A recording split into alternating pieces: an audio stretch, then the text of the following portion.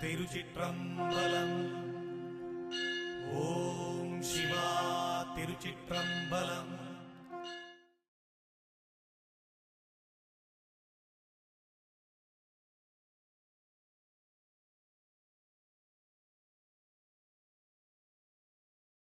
திருச்சிற்றம்பலம். அருள் பரம் ஜோதி தனிப்பெரும் கருணையே. திருச்சிற்றம்பலம். குருவே சரணம். சத்யக்ஷரம் சதாசிவம் சர்வமங்களம். மாதா ಅನ್ನಪೂರ್ಣೇಶ್ವರಿ ಜ್ಞಾನವೈರಾಗ್ಯಂ ಭಿಕ್ಷಾಂದೇಹಿ. ಗುರುವೇ ಶರಣಂ. ನಮಃ ಶಿವಾಯ ನಮಃ ಶಿವಾಯ ನಮಃ ಶಿವಾಯ. ಶ್ರೀ ಗುರುಮನೆಯಲ್ಲಿ ಆಟಿ ಮಾಸದ 18ನೇ ದಿನ ಸಪ್ತಕನ್ನಿಕೆ ಪೂಜೆ, ವಿಶೇಷವಾದ ದಿನ. ಸಪ್ತಕನ್ನಿಕೆಯರ ಪೂಜೆ, ಧರ್ಮರಕ್ಷ ಯಜ್ಞ ಆಟಿ ಮಾಸದಲ್ಲಿ ನಡೆಯುವ ಈ ಆಟಿ 18ನೇ ದಿನ ಬಹಳ ಪವಿತ್ರವಾದ ದಿನ. ಪ್ರತಿಯೊಬ್ಬರಿಗೂ ಕೂಡ ಸಪ್ತಕನ್ನಿಕೆಯರನ್ನು ಪೂಜಿಸುವುದರಿಂದ ಅವರವರ ಜೀವನದಲ್ಲಿ ಬರುವ ಅನೇಕ ರೀತಿಯ ಸಮಸ್ಯೆಗಳು, ಆರೋಗ್ಯ ಸಮಸ್ಯೆ ಆದರೂ ಸರಿ, ಇನ್ನು ಅನೇಕ ಹೊರಗಿನ ಸಮಸ್ಯೆ ಆದರೂ ಸರಿ, ಜೀವನದ ಅನೇಕ ಸಮಸ್ಯೆಗಳಿಗೆ ಒಂದು ಉತ್ತರ ಸಿಗ್ತದೆ. 1 ವರ್ಷದಿಂದ 1 ವರ್ಷದವರೆಗೆ ಮದುವೆ ಆಗದವರಿಗೆ ಒಂದು ಮದುವೆ ವಿಚಾರ, ಮದುವೆ ಆಗ್ತದೆ. ಮಕ್ಕಳಾಗದವರಿಗೆ ಒಂದು ಮಕ್ಕಳ ವಿಚಾರ, ಮಕ್ಕಳಾಗ್ತದೆ. ಇನ್ನು ಅನೇಕ ರೀತಿಯ ಸಮಸ್ಯೆಗಳಿರ್ತದೆ. ಟೀನೇಜಲ್ಲಿ, ಯೌವನದಲ್ಲಿ ಯಾರಿಗೂ ಹೇಳಲಿಕ್ಕಾಗದಂಥ ಸಮಸ್ಯೆ, ಒಬ್ಬೊಬ್ಬರ ಪರ್ಸನಲ್ ಆದ ಸಮಸ್ಯೆಗಳಿರ್ತದೆ. ಹೆಣ್ಣು ಮಕ್ಕಳಾದರೂ ಸರಿ, ಗಂಡು ಮಕ್ಕಳಾದರೂ ಸರಿ, ಈ ಸಮಸ್ಯೆಗಳಿಗೆಲ್ಲ ಒಂದು ಪರಿಹಾರ ಸಿಗ್ತದೆ.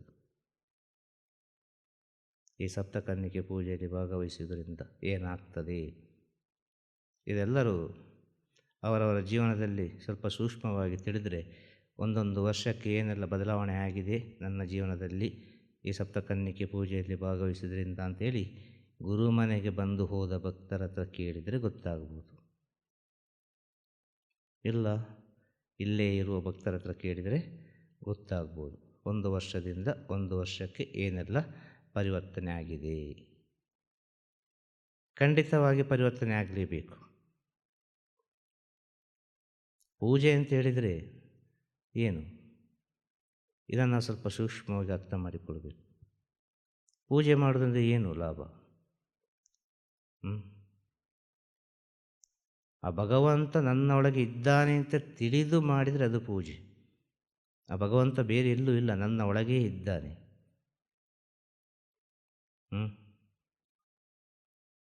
ಭಗವಂತ ದೂರದಲ್ಲಿಲ್ಲ, ಆ ಕಡೆ ಇಲ್ಲ ಭಗವಂತ. ಆಗ ತನ್ನ ಒಳಗಿರುವ ಭಗವಂತನಿಗೆ ಯಾವ ರೀತಿ ನಾವು ಸೇವೆ ಮಾಡಬೇಕು ಅಂತ ತಿಳಿದರೆ ಅದು ಪೂಜೆಯಾಗಿ ಪರಿವರ್ತನೆ ಆಗ್ತದೆ. ಸ್ವಲ್ಪ ಸೂಕ್ಷ್ಮವಾಗಿ ಅರ್ಥ ಮಾಡಿಕೊಳ್ಳಿ. ತನ್ನ ಒಳಗಿರುವ ಭಗವಂತನ ಸೇವೆಯನ್ನು ಯಾರೊಬ್ಬ ತಿಳಿದನೋ ಅವನು ಏನೋ ಒಂದು ಕೆಲಸ ಕಾರ್ಯಗಳು ಮಾಡುವಾಗ ಅದು ಭೌತಿಕ ಪ್ರಪಂಚಕ್ಕೆ ಈ ಕಾಯ ಶರೀರದ ಮೂಲಕ ಹೊರಗೆ ಬರುವಾಗ ಅದು ಪೂಜೆಯ ರೂಪದಲ್ಲಿ ಬರ್ತದೆ. ಇದಕ್ಕೆ ಶುದ್ಧ ಪೂಜೆ ಅಂತ ಹೇಳೋದು. ತನ್ನ ಒಳಗಿರುವ ಭಗವಂತನನ್ನು ಪೂಜಿಸುವುದು. ಇಂಥ ಒಂದು ಶುದ್ಧ ಮನಸ್ಸಿನಲ್ಲಿ ಪೂಜೆ ಮಾಡಿದರೆ, ಆತ್ಮ ಶುದ್ಧದಲ್ಲಿ ಪೂಜೆ ಮಾಡಿದರೆ ಖಂಡಿತವಾಗಿಯೂ ಅವರವರ ಜೀವನದಲ್ಲಿ ಅನೇಕ ರೀತಿಯ ಪರಿವರ್ತನೆಗಳನ್ನು ಅವರವರೇ ಕಂಡುಕೊಳ್ಬೋದು. ಆದರೆ ಇವತ್ತಿನ ಪೂಜೆಯೆಲ್ಲ ಯಾವ ರೀತಿ ಉಂಟು ಅಂತ ಹೇಳಿದರೆ, ಆಸೆ, ಸ್ವಾರ್ಥ, ಬಯಕೆ. ನಾನು ಪೂಜೆ ಮಾಡಿದರೆ ನನಗಿದು ಸಿಗಬೇಕು,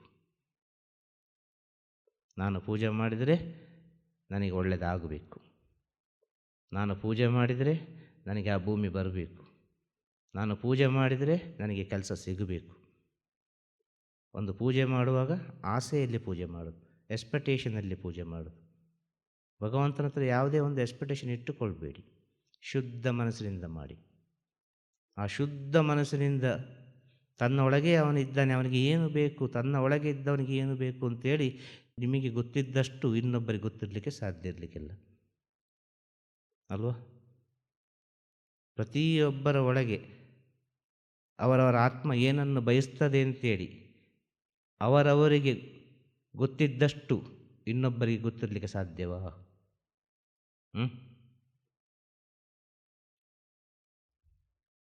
ಇನ್ನೊಬ್ಬರಿಗೆ ಗೊತ್ತಿರಲಿಕ್ಕೆ ಸಾಧ್ಯವಾ? ನೀವು ಏನೋ ಒಳ್ಳೆಯದು ಕೆಟ್ಟದು ಮಾಡಿದರೂ ಮೊದಲು ಗೊತ್ತಾಗೋದು ನಿಮಗೆ ಅಲ್ವಾ? ನೀವು ಏನೋ ಮಾತಾಡಿದರೂ ಮೊದಲು ಕೇಳೋದು ನಿಮ್ಮ ಕಿವಿಗೆ ಅಲ್ವಾ? ಆಗ ತನ್ನ ಒಳಗೆ ಹೇಗೆ, ತನ್ನ ಒಳಗೆ ಭಗವಂತ ಇದ್ದರೆ ತಾನು ಯಾವ ರೀತಿ ಇರಬೇಕು, ನನ್ನ ಗುಣ ಯಾವ ರೀತಿ ಇರಬೇಕು, ಭಗವಂತನ ಗುಣ ಯಾವುದು, ಅಂಥ ಗುಣವನ್ನು ಸ್ವಲ್ಪ ಸ್ವಲ್ಪ ಸ್ವಲ್ಪ ಸ್ವಲ್ಪ ಸ್ವಲ್ಪ ಸ್ವಲ್ಪ ನಮ್ಮ ಒಳಗೆ ತಗೊಂಡು ಬರ್ತಾ ಒಂದು ಹಂತಕ್ಕೆ ಬರುವಾಗ ನೀವು ಮಾಡುವ ಪೂಜೆಗಳೆಲ್ಲವೂ ಪ್ರಕೃತಿ ಹತ್ರ ಹೋಗಿ ಸೇರ್ತದೆ, ಡೈರೆಕ್ಟಾಗಿ ಹೋಗಿ ಸೇರ್ತದೆ. ಆ ಪ್ರಪಂಚ ಶಕ್ತಿಗೆ, ದೈವಿಕ ಶಕ್ತಿಗೆ ನಿಮ್ಮ ಮಾತುಗಳು ಹೋಗಿ ಸೇರ್ತದೆ. ನಿಮ್ಮ ಮಾತುಗಳು, ನಿಮ್ಮ ಪ್ರಾರ್ಥನೆಗಳು ಅಲ್ಲಿ ಹೋಗಿ ಸೇರುವಾಗ ಆ ಪ್ರಾರ್ಥನೆ ಸರಿಯಾಗಿದ್ದ ಪಕ್ಷದಲ್ಲಿ, ಸತ್ಯವಾಗಿದ್ದ ಪಕ್ಷದಲ್ಲಿ ನಿಮ್ಮ ಕರ್ಮಕ್ಕೆ ಅನುಸಾರವಾಗಿ ಆ ಫಲ ಸಿಕ್ಕಿಯೇ ಸಿಗ್ತದೆ. ಇನ್ನು ಕೆಲವರಿಗೆ ಮಕ್ಕಳೇ ಆಗೋದಿಲ್ಲ, ಆ ವರವೇ ಇಲ್ಲ. ಇನ್ನು ಕೆಲವರಿಗೆ ಮದುವೆ ಯೋಗವೇ ಇರುವುದಿಲ್ಲ, ಅದು ಅವರ ಜನ್ಮಕ್ಕೆ ಬರುವಾಗಲೇ ಪಡ್ಕೊಂಡು ಬಂದದ್ದು. ಆ ಸತ್ಯವನ್ನು ತಿಳಿಬೇಕಾಗ ಆ ಸಮಯದಲ್ಲಿ ಸಪ್ತಕನ್ಯಕ್ಕೆ ಪೂಜೆ ಮಾಡಿದ ಕೂಡಲೇ ಮದುವೆ ಆಗ್ತದ, ಮಕ್ಕಳಾಗ್ತದ, ಯಾಕೆ ಮಕ್ಕಳಾಗಲಿಲ್ಲ, ಯಾಕೆ ಮದುವೆ ಆಗಲಿಲ್ಲ ಅಂತ ಕೇಳಿದರೆ ಅಲ್ಲಿ ಕರ್ಮ ಅಂತ ಒಂದು ಉಂಟು ಅಲ್ವಾ?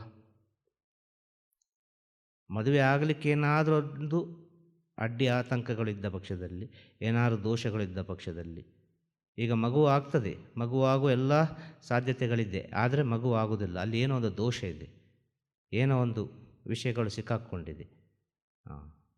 ಇಂಥ ವಿಚಾರಗಳಿಗೆಲ್ಲ ಇದರಲ್ಲಿ ಪರಿಹಾರ ಆಗ್ತದೆ. ಏನಾದರೂ ದೋಷಗಳಿದ್ದ ಪಕ್ಷದಲ್ಲಿ, ಏನಾದರೂ ಪ್ರಾಬ್ಲಮ್ ಇದ್ದ ಪಕ್ಷದಲ್ಲಿ, ಇನ್ನು ಜನ್ಮಕ್ಕೆ ಬರುವಾಗಲೇ ಪಡ್ಕೊಂಡು ಬರಲಿಲ್ಲ ಅಂತೇಳಿದರೆ ಅದು ಭಗವಂತನ ಇಚ್ಛೆ, ಅದು ಅವನ ಕರ್ಮಕ್ಕೆ ಬಿಟ್ಟ ವಿಚಾರ. ಜನ್ಮ ಜನ್ಮದಲ್ಲಿ ಮಾಡಿದ ಪಾಪವನ್ನು ಅನುಭವಿಸಿ ಆಗಬೇಕು, ಅದು ಯಾವ ಪೂಜೆ ಮಾಡಿದರೆ ಹೋಗುವಂಥ ವಿಚಾರ ಅಲ್ಲ. ಇದು ಪರಮ ಸತ್ಯವಾದ ವಿಚಾರ. ಆದರೆ ನಿಮ್ಮ ಒಳಗೆ ಭಗವಂತ ಇದ್ದಾನೆ ಅಂತೇಳಿ ನೀವು ಪೂಜೆ ಮಾಡುವಾಗ ಅದಕ್ಕೆ ಬೇಕಾದ ದಾರಿಗಳು ಎಲ್ಲವೂ ಸಿಗ್ತದೆ ಅಂತೇಳೋದು. ಆ ಸಮಸ್ಯೆಗೆ ಬೇಕಾದ ದಾರಿಗಳು ಸುಲಭವಾಗಿ ಸಿಗ್ತದೆ. ಹಾಗೆ ಭಗವಂತ ಇರುವುದು ನಿಮ್ಮ ಒಳಗೆ. ಹಾಗೆ ಅಂತರಾತ್ಮದಿಂದ ಈ ಪೂಜೆಯನ್ನು ಯಾರೊಬ್ಬರು ಮಾಡಿದಾರೋ, ಶುದ್ಧ ಮನಸ್ಸಿನಿಂದ ಈ ಪೂಜೆಯಲ್ಲಿ ಭಾಗವಹಿಸಿದರು, ಅವರಿಗೆಲ್ಲರಿಗೂ ಆ ತಾಯಿ ಜಗನ್ಮಾತೆಯ ಆಶೀರ್ವಾದವಿರಲಿ, ಅವರವರ ಅಂತರಾತ್ಮ ಗುರುವಿನ ಆಶೀರ್ವಾದ ಸದಾ ಅನುಗ್ರಹವಿರಲಿ, ಮತ್ತು ನಿಮ್ಮ ನಿಮ್ಮ ನಂಬಿಕೆಗೆ ಬಿಟ್ಟ ಹಾಗೆ ನಿಮ್ಮ ನಿಮ್ಮ ಇಷ್ಟ ದೇವರುಗಳ ಅನುಗ್ರಹ ಇರಲಿ ಅಂತೇಳಿ ಇವತ್ತಿನ ಜ್ಞಾನ ಬಿಂದುವನ್ನು ಭಕ್ತ ಕೋಟಿಗಳಿಗೆ ಸಮರ್ಪಿಸುವ ಪೂಜೆ ಯಾವ ರೀತಿ ಮಾಡಬೇಕು, ಸಪ್ತಕನ್ಯಕ್ಕೆ ಪೂಜೆ ಮಾಡಿದರೆ ಏನಾಗ್ತದೆ, ಇದರಿಂದ ಏನು ಪ್ರಯೋಜನ, ಇದೆಲ್ಲ ವಿಚಾರಗಳು ನಿಮ್ಮ ನಿಮ್ಮ ಮನಸ್ಸಿಗೂ ನಿಮ್ಮ ನಿಮ್ಮ ಆತ್ಮಕ್ಕೆ ಬಿಟ್ಟಂಥ ವಿಚಾರ. ನಿಮ್ಮ ನಿಮ್ಮ ಆತ್ಮ, ನಿಮ್ಮ ನಿಮ್ಮ ಮನಸ್ಸು ಶುದ್ಧವಾಗಲಿ ಅಂತೇಳಿ ಗುರುದೇವರ ಆಶೀರ್ವಾದ. ಮೊದಲಿಗೆ ನಿಮ್ಮ ನಿಮ್ಮ ಮನಸ್ಸು ಶುದ್ಧವಾಗಬೇಕು. ನಿಮ್ಮ ಮನಸ್ಸು ಶುದ್ಧವಾದರೆ ನೀವು ಮಾಡುವ ಪೂಜೆ ಎಲ್ಲವೂ ಶುದ್ಧವೇ, ಎಲ್ಲವೂ ಶುದ್ಧವೇ. ಅದು ಭಗವಂತನ ಹತ್ರ ಹೋಗಿ ಸೇರ್ತದೆ, ಯಾವುದೋ ಒಂದು ರೂಪದಲ್ಲಿ ಸೇರಿಯೇ ಸೇರ್ತದೆ. ಶುದ್ಧದಿಂದ ಮಾಡಿ, ಎಕ್ಸ್ಪೆಕ್ಟೇಷನಿಂದ ಯಾವುದೇ ಪೂಜೆ ಪುನಸ್ಕಾರಗಳನ್ನು ಸೇವೆಯನ್ನು ಮಾಡಲಿಕ್ಕೆ ಹೋಗಬೇಡಿ. ಅದರಿಂದ ಯಾವುದೇ ರೀತಿಯ ಫಲವನ್ನು ಎದುರು ನೋಡಲಿಕ್ಕಾಗೋದಿಲ್ಲ. ಸ್ವಾರ್ಥದಿಂದ, ಎಕ್ಸ್ಪೆಕ್ಟೇಷನಿಂದ ಮಾಡುವ ಪೂಜೆ ಪುನಸ್ಕಾರಗಳಿಂದ ಅನಾಹುತಗಳು, ಸಮಸ್ಯೆಗಳು, ಗೊಂದಲಗಳು ಜಾಸ್ತಿ ಆಗ್ತದೆ ಹೊರತು ಅದರಲ್ಲಿ ಒಂದು ನೆಮ್ಮದಿ ಇರಲಿಕ್ಕೆ ಸಾಧ್ಯನೇ ಇಲ್ಲ. ನಿಸ್ವಾರ್ಥದಿಂದ ನೀವು ಯಾವಾಗ ಸೇವೆ ಮಾಡ್ತೀರಿ, ಯಾವುದೇ ಎಕ್ಸ್ಪೆಕ್ಟೇಷನ್ ಇಲ್ಲದೆ ನೀವು ಸೇವೆ ಮಾಡ್ತೀರಿ, ಆವಾಗ ಆ ಸೇವೆಯ ಫಲವನ್ನು ನೀವು ಸಂತೋಷವಾಗಿ ಅನುಭವಿಸ್ಬೋದು. ಅದು ಬ್ಯಾಂಕಲ್ಲಿ ಬಡ್ಡಿ ಬಂದಾಗೆ ಬರ್ತಾನೇ ಇರ್ತದೆ. ಅದು ಬಡ್ಡಿ, ಆ ಬಡ್ಡಿಯಲ್ಲೇ ಜೀವನ ಮಾಡ್ಬೋದು. ಆ ಫಿಕ್ಸೆಡ್ ಹಾಕಿದ ಹಾಗೆ ಇರ್ತದೆ, ಅದು ಖರ್ಚಾಗಲಿಕ್ಕೆ ಸಾಧ್ಯನೇ ಇಲ್ಲ. ಅದು ಶುದ್ಧವಾದ ನೀವು ಸೇವೆ ಮಾಡುವಾಗ, ಶುದ್ಧವಾಗಿ ನೀವು ಪೂಜೆ ಮಾಡುವ ಸಮಯದಲ್ಲಿ ಯಾವುದೇ ಎಕ್ಸ್ಪೆಕ್ಟೇಷನ್ ಇಲ್ಲ. ಆ ರೀತಿಯಾಗಿ ನೀವು ಪೂಜೆ ಮಾಡುವಾಗ, ಅದು ಪ್ರಕೃತಿ ಹೋಗಿ ಸೇರುವಾಗ ನಿಮ್ಮ ಪ್ರಾರ್ಥನೆ ಎಲ್ಲವೂ ಫಲಿಸ್ತದೆ.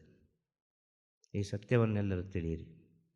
ಎಲ್ಲರಿಗೂ ಒಳ್ಳೆಯದಾಗಲಿ, ಎಲ್ಲರಿಗೂ ಶುಭವಾಗಲಿ, ಎಲ್ಲರಿಗೂ ಜಯವಾಗಲಿ. ಗುರುಮನೆಯ ಭಕ್ತರಿಂದ ಪ್ರಪಂಚಕ್ಕೆ ಒಳ್ಳೆಯದಾಗಲಿ. ತಿರುಚಿಟ್ರಂಬಲಂ. ಗುರುವೇ ಶರಣಂ. ನಮಃ ಶಿವಾಯ, ನಮಃ ಶಿವಾಯ, ನಮಃ ಶಿವಾಯ. ಗುರುವೇ ಶರಣಂ.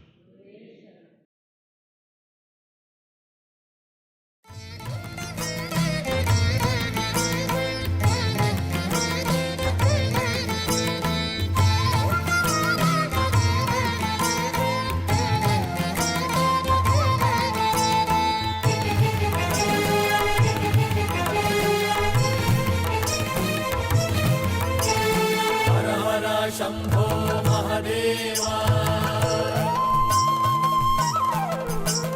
हर हर शंभो महादेवा, हर हर शंभो महादेव शंकर, हर हर शंभो महादेव शंकर.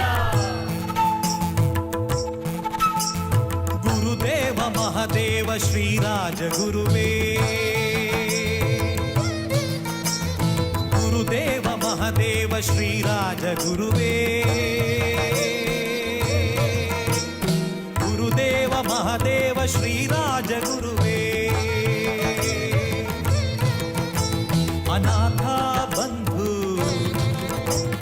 करुणा सिंधु, अनाथ बंधु करुणा सिंधु, ಎಂದೆಂದು ಕೈ ಬಿಡದೆ ಕಾಪಾಡು ಬಂಧು,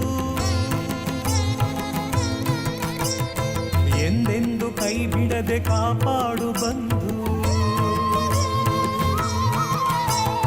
ಗುರುದೇವ ಮಹಾದೇವ ಶ್ರೀರಾಜ ಗುರುವೇ, ಗುರುದೇವ ಮಹಾದೇವ ಶ್ರೀರಾಜ ಗುರುವೇ, ಗುರುದೇವ ಮಹಾದೇವ ಶ್ರೀರಾಜ ಗುರುವೇ.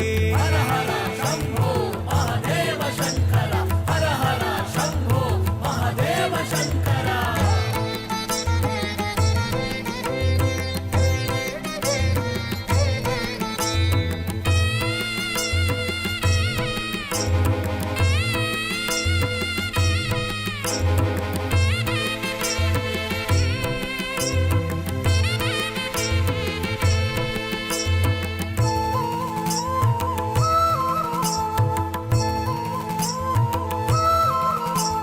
ಶ್ರೀ ಬ್ರಹ್ಮನು ನೀನೇ, ಶ್ರೀ ರಾಜಗುರುವೇ ನಮಃ, ಶ್ರೀ ವಿಷ್ಣುವು ನೀನೇ, ಶ್ರೀ ರಾಜಗುರುವೇ ನಮಃ, ಶ್ರೀ ಬ್ರಹ್ಮನು ನೀನೆ, ಶ್ರೀ ವಿಷ್ಣುವು ನೀನೆ, ಲೋಕದ ಉದ್ಧಾರಕ, ಸರ್ವಕ್ಕೂ ನಿರ್ಧಾರಕ, ಲೋಕದ ಉದ್ಧಾರಕ, ಸರ್ವಕ್ಕೂ ನಿರ್ಧಾರಕ.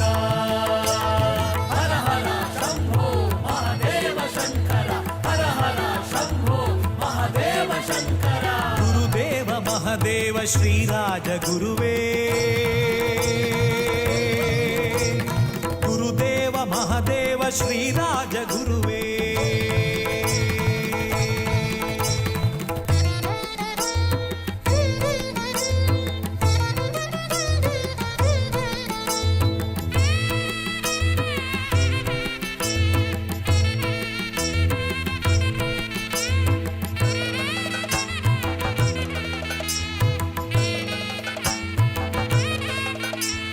ಅಘೋರ ತತ್ಪುರುಷ ಈಶನು ನೀನೇ, ಪರಮಾತ್ಮನು ನೀನೆ, ಪಾಮರನು ನಾನೇ. ಅಘೋರ ತತ್ಪುರುಷ ಈಶನು ನೀನೆ, ಪರಮಾತ್ಮನು ನೀನೆ, ಪಾಮರನು ನಾನೇ. ಶಿವ ಶಿವನೇ ಹರ ಹರನೆ ಮಹಾದೇವನು ನೀನೇ, ಶಿವ ಶಿವನೇ ಹರ ಹರ ಮಹಾದೇವ ಗುರು ನೀನೇ ಗುರುದೇವ ಮಹಾದೇವ ಶ್ರೀರಾಜ ಗುರುವೇ ಗುರುದೇವ ಮಹಾದೇವ ಶ್ರೀರಾಜ ಗುರುವೇ ಗುರುದೇವ ಮಹಾದೇವ ಶ್ರೀರಾಜ ಗುರುವೇ ಅನಾಥ ಬಂಧು ಕರುಣಾ ಸಿಂಧು ಅನಾಥ ಬಂಧು ಕರುಣಾ ಸಿಂಧು ಎಂದೆಂದು ಕೈ ಬಿಡದೆ ಕಾಪಾಡು ಬಂಧು ಎಂದೆಂದು ಕೈ ಬಿಡದೆ ಕಾಪಾಡು ಬಂಧು